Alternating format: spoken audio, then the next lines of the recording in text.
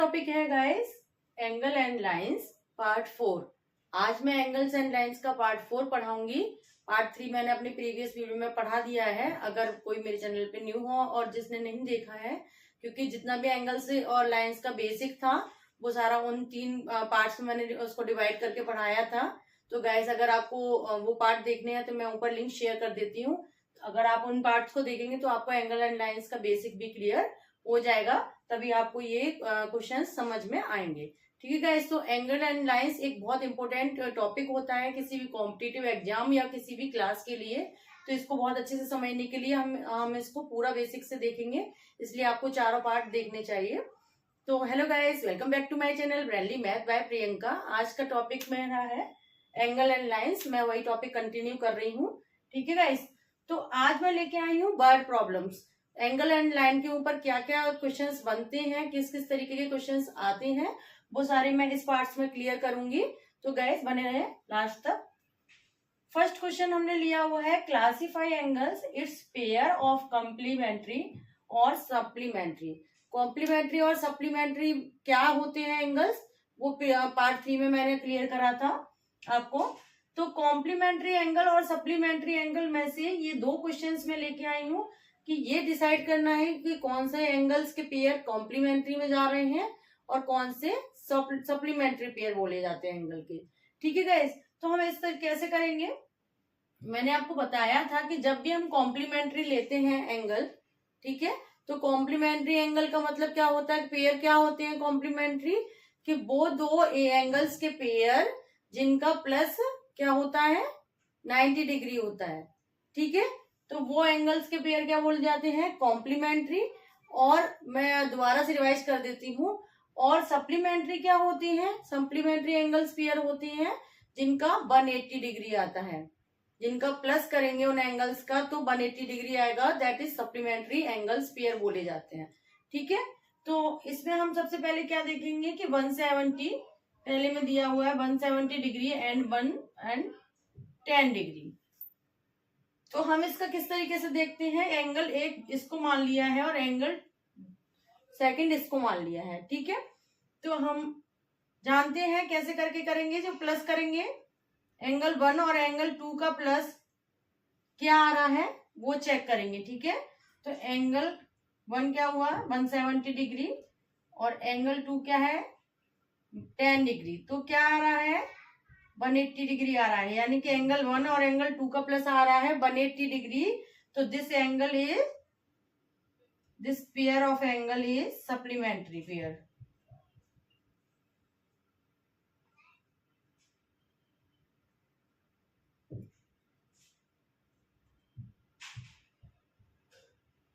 ये किस एंगल में आएगा, सप्लीमेंट्री एंगल में आएगा। ठीक है गाइस, तो इसी तरीके से हम दूसरा देखेंगे।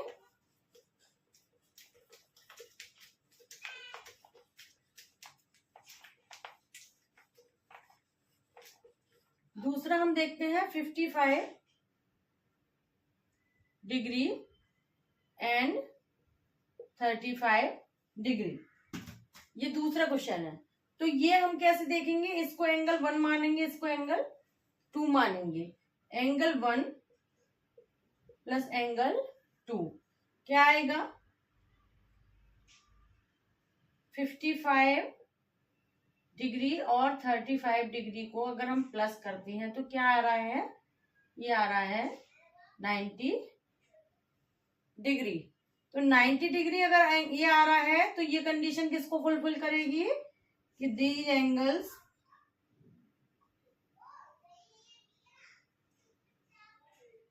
Pair are complementary, right. ये कॉम्प्लीमेंट्री एंगल के पेयर बोले जाते हैं। 56 आ जाए और इसकी जगह पे 34 आ रहा है या फिर 37 आ रहा है, जिसके एंगल नहीं बन रहा है 90 और 180 नहीं बन रहा है, तो वो एंगल के पेयर नहीं बोले जाते हैं। ठीक है, कॉम्प्लीमेंट्री और सप्लीमेंट्री में नहीं बोले जाएंगे। वैसे हो सकते हैं पर उनका टोटल 90 या 180 कुछ आना चाहिए अगर वो स्ट्रेट लाइन पे बने हैं तो। ठीक है, तो अगर कॉम्प्लीमेंट्री और सप्लीमेंट्री की कंडीशन किसी भी एंगल्स के पेयर को फॉलो करनी है तो उनको या तो 90 डिग्री उनका प्लस होना चाहिए उस पेयर का, या फिर 180 डिग्री उस एंगल का प्लस होना चाहिए उस पेयर का। ठीक है गाइस। सेकंड टाइप का क्वेश्चन किस तरीके के आते हैं, सेकंड क्वेश्चन देखेंगे। सेकंड क्वेश्चन निकालना है, जैसे find the second complementary angle whose one angle is 38 degree दिया हुआ है आपको। ठीक है, तो 38 डिग्री अगर आपको एंगल दिया हुआ है और कॉम्प्लीमेंट्री एंगल का पेयर निकालना है, तो हम सबसे पहले क्या करेंगे, सॉल्व करेंगे। ठीक है, क्या सॉल्व करेंगे, हमको पहले मानना पड़ेगा जो सेकंड एंगल है या फिर अनदर एंगल है, हमने माना x बराबर उसको सेकंड एंगल को हमने x मान लिया। Let the second angle is equal to x degree. ठीक है, तो अब हम जानते हैं कि कॉम्प्लीमेंट्री एंगल में क्या होता है। कॉम्प्लीमेंट्री एंगल का मतलब क्या होता है, 90 डिग्री आना चाहिए इन दोनों का प्लस, दोनों पेयर का। तो हम क्या करेंगे, जो हमारा पहला एंगल है 38 degree plus second angle x degree माना, इसका क्या वैल्यू आना चाहिए 90 डिग्री। ठीक है, किससे, ये the rules of complementary angle.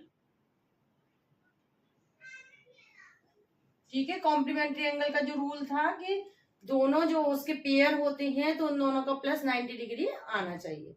ठीक है, तो हम क्या करेंगे, x इधर का इधर ही रखेंगे, 90 है, ये LHS है तो RHS में जाएगी, तो यहाँ प्लस है तो ये माइनस में हो जाएगा इधर। ठीक है, और 0 यहाँ 2 आया, यहाँ पे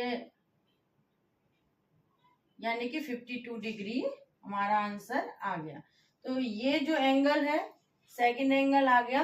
कहीं अगर कोई कंफ्यूजन होता है गाइस तो क्या कर सकते हैं, इसको और इसको हम प्लस करेंगे तो 90 हमें आना चाहिए एंगल। अगर वो 90 डिग्री आ रहा है हमारा प्लस इसका, तो इसका मतलब हमने एंगल सही निकाला है।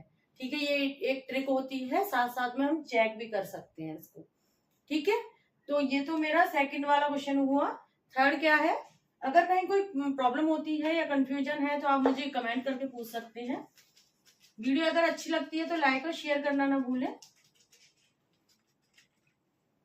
थर्ड क्वेश्चन है, अगर हमें इस तरीके से कोई एंगल दिया हुआ है, जैसे ये एंगल दिया हुआ है इस तरीके से, ठीक है, और यहाँ पे एंगल दिया हुआ है 2x, यहाँ पे एंगल दिया हुआ है x। ठीक है, और यहाँ एंगल दिया हुआ है हमको, तीनों की वैल्यू हमने लिख ली है। ठीक है, अब हम इसको एंगल 1 मान लेंगे, एंगल 2 मान लेंगे और एंगल 3 मान लेंगे। तो गैस एक स्ट्रेट लाइन वाला मैंने आपको एंगल्स पढ़ाया था, आई थिंक वीडियो पार्ट 3 में वो मिलेगा आपको।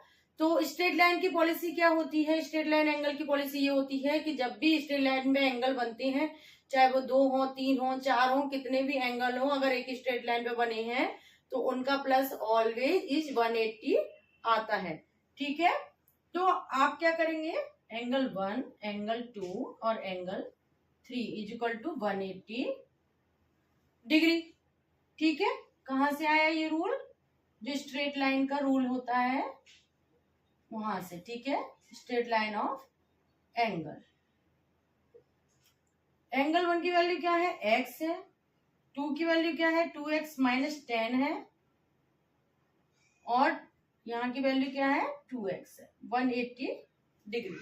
ठीक है, यहां तक समझ में आ गया होगा क्या करा है, एंगल 1 की वैल्यू, एंगल 2 की वैल्यू और एंगल 3 की वैल्यू हमने पुट आउट कर दिया, मतलब रख दिया है वैल्यू। ठीक है, तो अब हम क्या करेंगे, x की वैल्यू अलग कर लेंगे, 10 को नहीं करेंगे इसमें ऐड। ठीक है, ये इंटीजर के टाइप का क्वेश्चन है, तो अगर आपको इंटीजर नहीं है क्लियर तो इंटीजर की वो भी मैं लिंक ऊपर शेयर कर देती हूँ।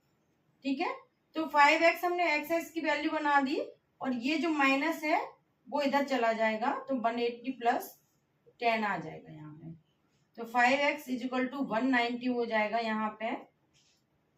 तो x की वैल्यू 90 ये आ जाएगा और 5 यहाँ आ जाएगा। जब 5 से हम इसको कट करेंगे तो 5 3 जा 15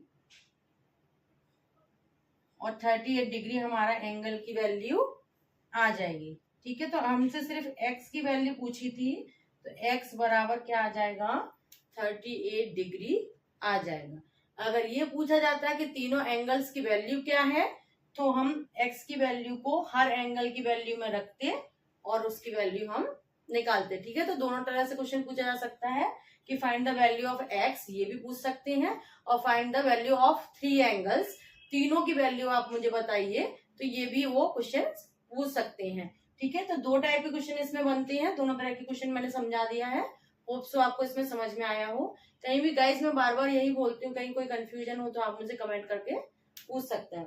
ठीक है, 4th टाइप का जो क्वेश्चन है उसमें लाइंस और एंगल्स दोनों है, तो उसको थोड़ा अच्छे से समझिए।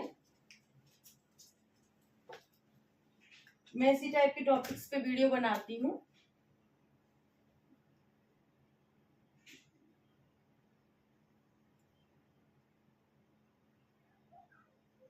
दो लाइंस हैं ये पैरेलल, और 2 लाइंस इधर है पैरेलल। ओके गाइस, ये लाइन सी और डी है, ये लाइन है ए और बी। ठीक है, एंगल कहाँ कहाँ दिया हुआ है,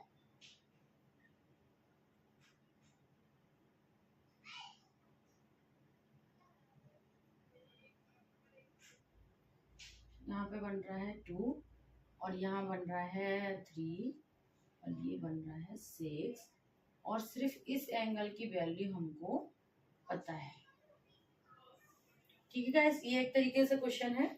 ठीक है, इसमें क्या दिया हुआ है, पैरेलल लाइन दी हुई है। पैरेलल लाइन क्या होती है, समानांतर लाइन बोलते हैं इनको हिंदी में, मैं इसको बता चुकी हूँ प्रीवियस वीडियो पार्ट 3 में, आपको इसकी पूरा डिस्क्रिप्शन मिल जाएगा। पैरेलल लाइन को बोलते हैं एक ही तरफ जा रही है, दोनों लाइन एक जैसी चल रही है। ठीक है, उनको हम बोलेंगे पैरेलल लाइन। ट्रांसवर्सल लाइन क्या बोलेंगे, जो सी है वो इसके लिए ट्रांसवर्सल लाइन है, यानी कि सी एक ऐसी लाइन है जो दोनों को बिल्कुल समानांतर जगह पे काट रही है, इक्वल पोर्शन में काट रही है। ठीक है, तो जब पहली कंडीशन क्या होगी, पहली कंडीशन लेके चलते हैं हम कि ए समानांतर बी, यानी कि a parallel line B where C is transversal, जब सी ट्रांसवर्सल है। ठीक है, ये वाली कंडीशन अभी हम नहीं देख रहे हैं, अभी हम सिर्फ ऊपर वाला पोर्शन देख रहे हैं, ऊपर वाले एंगल्स की वैल्यू निकालेंगे हम सबसे पहले। ठीक है, तो हम इतना पोर्शन लेके चलेंगे। ओके, अब देखिए जो गाइस जो 4 है वो 130 के एंगल 130 के बराबर होगा। कैसे होगा, ये वर्टिकल अपोजिट एंगल होते हैं, वो भी मैंने आपको पढ़ा दिया है। वर्टिकल अपोजिट एंगल क्या होती है, जब भी कोई लाइन यहाँ से क्रॉस करती है, 2 लाइन आपस में, तो जो आमने सामने वाले एंगल होते हैं वो वर्टिकल अपोजिट एंगल बोले जाते हैं। तो ये जो एंगल होगा वो इसके बराबर होगा, और ये जो एंगल होगा वो इसके बराबर होगा। ठीक है गाइस, तो 4 किसके बराबर होगा, एंगल 130 के बराबर होगा, तो हमारा ये निकल आया। अब जब जो एंगल यहाँ पे हम लिखेंगे वर्टिकल अपोजिट, ये भी हमको साथ में लिखना है गाइस, ये भूलना नहीं है, ये आपको जरूर लिखना है।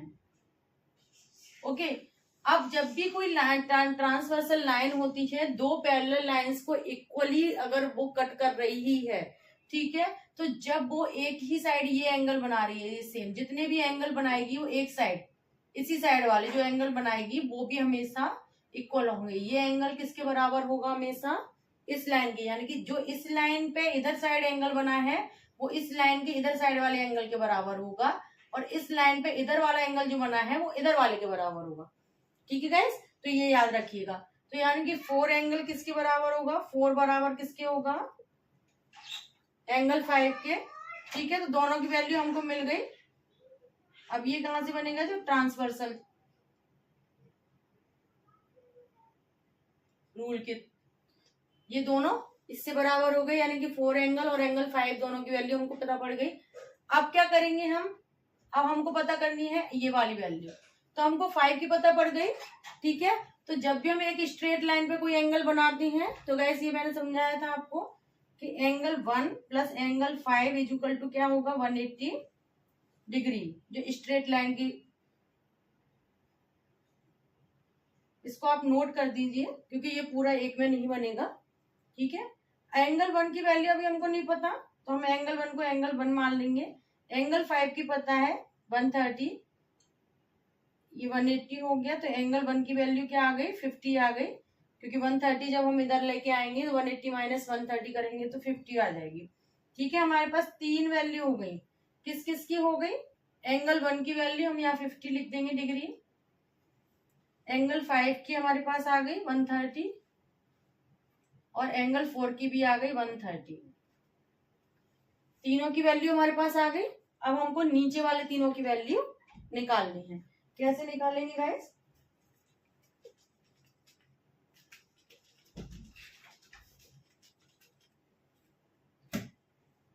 दूसरी कंडीशन क्या हो सकती है, अब हम क्या करेंगे, इसको छोड़ देंगे, इन दोनों लाइंस को देखेंगे कि सी पैरेलल है डी के, where b is transversal, b जो लाइन है वो इन दोनों को कट कर रही है, ठीक है।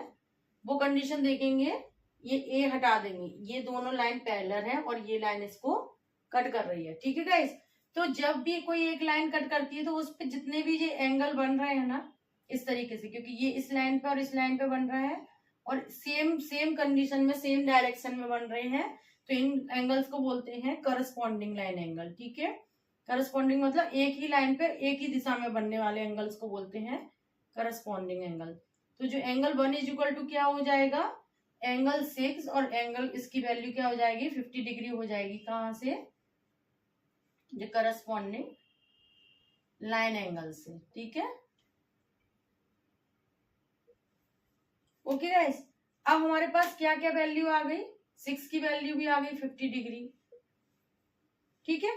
अब क्या करेंगे, जो 50 डिग्री है और ये दोनों एंगल किसकी बताओ, ये दोनों एंगल हो गए वर्टिकल अपोजिट एंगल, तो वर्टिकल अपोजिट एंगल 6 की वैल्यू, एंगल 3, जब भी कोई एंगल इस तरीके से बनते हैं आमने सामने तो ये दोनों इक्वल एंगल होते हैं, इनको हम वर्टिकल अपोजिट एंगल बोलते हैं। तो 3 की वैल्यू भी 50 आ गई, कैसे, वर्टिकल अपोजिट एंगल से, ठीक है। ओके, अब देखो हमारे पास क्या रह गया, हमारे 1 की वैल्यू आ गई, 1 की आ गई, 4 की आ गई, 5 की आ गई, 6 की आ गई, 3 की भी आ गई हमारे पास। अब हमारे पास रह गई ओनली एंगल 2 की वैल्यू। अब हम क्या करेंगे, बी को छोड़ के सी को देखेंगे, ए को देखेंगे कि बी ट्रांसवर्सल नहीं है, अभी ए ट्रांसवर्सल है, क्योंकि हमें इधर वाले उस पर चाहिए ना वैल्यू, तो हम ए को देखेंगे, ट्रांसवर्सल ए है, तो एंगल 2 की वैल्यू किसके बराबर होगी, एंगल 4 के बराबर होगी, जैसे कि एंगल 1 की वैल्यू एंगल 6 के बराबर थी, इस वाली लाइन पे ऐसे करने से, और ये दोनों इस तरीके से बन रहे हैं, ठीक है। तो एंगल 2 की वैल्यू क्या होगी, एंगल 130, ठीक है। कैसे होगी, ये भी एक करस्पॉन्डिंग एंगल है, ठीक है।